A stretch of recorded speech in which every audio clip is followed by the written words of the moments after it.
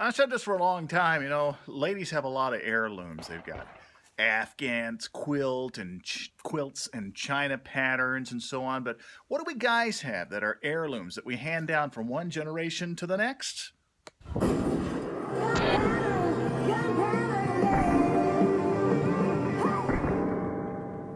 David the Marine. Let me see your war face. Am I correct? I mean, guns make great heirloom keepsakes. Some of the best. Yeah. Cars do too, but you can't store cars in your safe. No. But What have you got? take a look. This is my dad's Browning high power. Ooh. Which this is a classic gun, been around since 1935. It was John Browning's last design, who also designed, you may recall, the 1911. Yep. Some people call this his best design.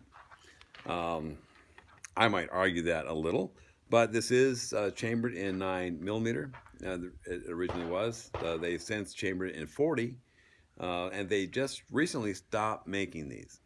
But it is one of the more prolific handguns in the world. Am I correct in that this was one of the first so-called high-capacity magazines? In 9mm, it is. Now, this is John Browning's last design, and when he was designing it, it was a single stack. Ah. It did not hold 13 rounds. After he died, his lead engineer, Doudan Saïv, some French guy, I don't know how to pronounce his name, sorry, but he's dead now. But he came up with the 13 rounds after Browning had passed away. So Browning gets credit for the first high-capacity 9mm, but Browning really didn't have anything to do with that. But Browning was very innovative, because I think we've seen many innovations in Europe that came initially from Browning. Right, and this, like I say, a lot of people think this is his best handgun design ever.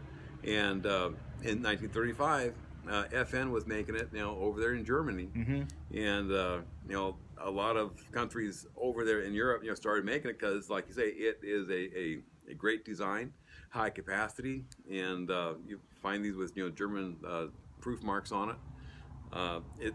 They made millions of these guns, And it was better than what they had. right? Yeah. I'd rather have this than a Luger any day.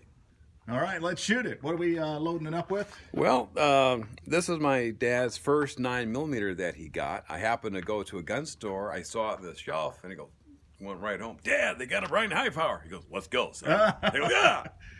So anyway, this is a box of ammo he bought for it. So this is my dad's ammo he bought in 1990. And I thought it'd be appropriate to shoot it through this gun today, because today happens to be my dad's birthday. So why the heck not? And you've made no modifications to it?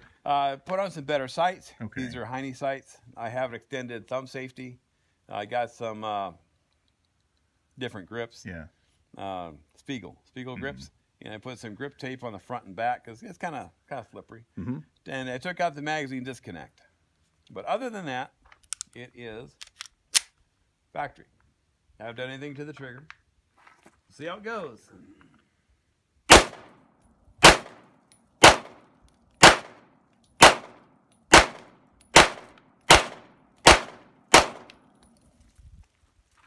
Goes pretty well. Got him. There we go.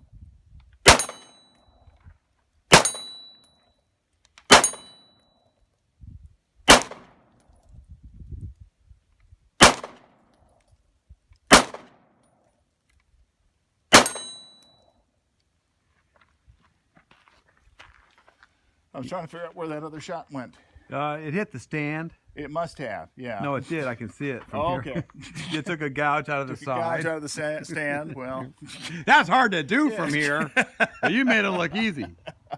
I like the thick handle because of the double stack magazine. It's kind of weird coming up to this thin body, Right. but that also gives you more to hang on to. Right. A lot of less jerking around.